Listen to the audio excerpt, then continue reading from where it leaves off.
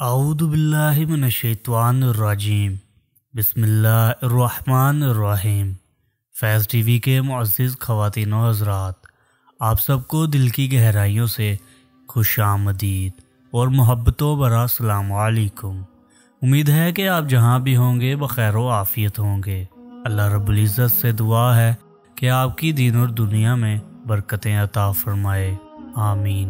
नाज़रीन इकराम, वीडियो में आगे बढ़ने से पहले नबी पाक सल्लल्लाहु अलैहि वसल्लम पर दरूद पाक पढ़ लीजिए, क्योंकि नबी पाक सल्लल्लाहु अलैहि वसल्लम ने फरमाया, जो शख्स मुझ पर एक मर्तबा दरूद पाक पढ़ता है, अल्लाह रब्बुल इज़्ज़त उस पर 10 रहमतें नाजिल फरमाता है।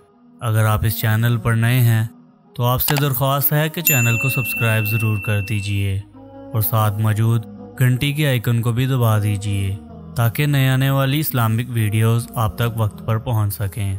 नाज़रीन इकराम, जो अल्लाह ताला के मकबूल बंदे और वलीउल्लाह गुज़रे हैं, उनका ये तरीक़ा रहा है कि वो मुजाहिदे और रियाज़तों में अपना वक्त गुजारा करते थे।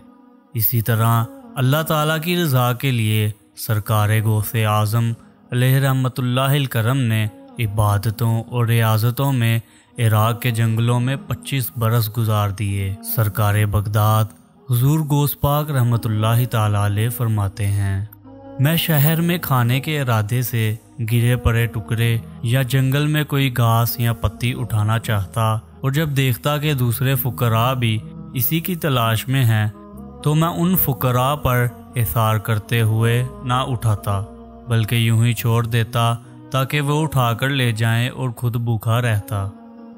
जब भूख के सबब कमज़ोरी हद से बढ़ी और करीबुल मौत हो गया, तो मैंने फूल वाले बाज़ार में एक खाने की चीज़ जो ज़मीन पर पड़ी थी उठाई और एक कोने में जाकर उसे खाने के लिए बैठ गया। इतने में एक अजमी नौजवान आया, उसके पास ताज़ा रोटियां और भुना हुआ गोश्त था। वो बैठकर खाने लगा। उसको देखकर मेरी खाने की ख्वाहिश एकदम शिद्दत इख्तियार कर गई।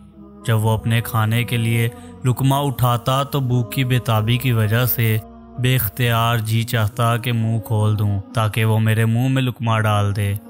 आखिर मैंने अपने नफ्स को डांटा कि बेसब्री मत कर, अल्लाह अज़्ज़ व जल मेरे साथ है, चाहे मौत आ जाए मगर मैं इस नौजवान से मांग कर हरगिज़ नहीं खाऊंगा।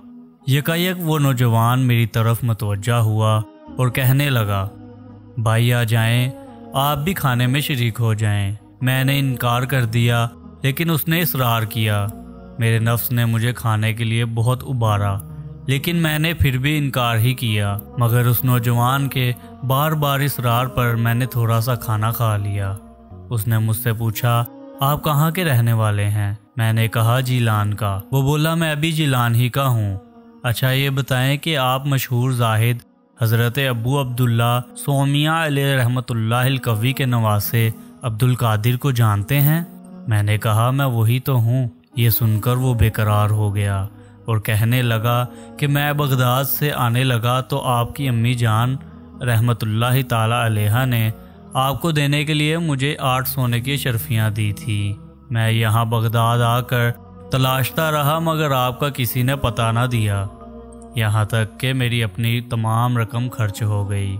3 दिन तक मुझे खाने को कुछ ना मिला। जब मैं भूख से निडाल हो गया और मेरी जान पर बन गई तो मैंने आपकी इमारत में से रोटियां और भुना हुआ गोश्त खरीदा। हुजूर, आप भी इसे बखुशी तनावल फरमाइए, ये आप ही का माल है। पहले आप मेरे मेहमान थे और अब मैं आपका मेहमान हूँ।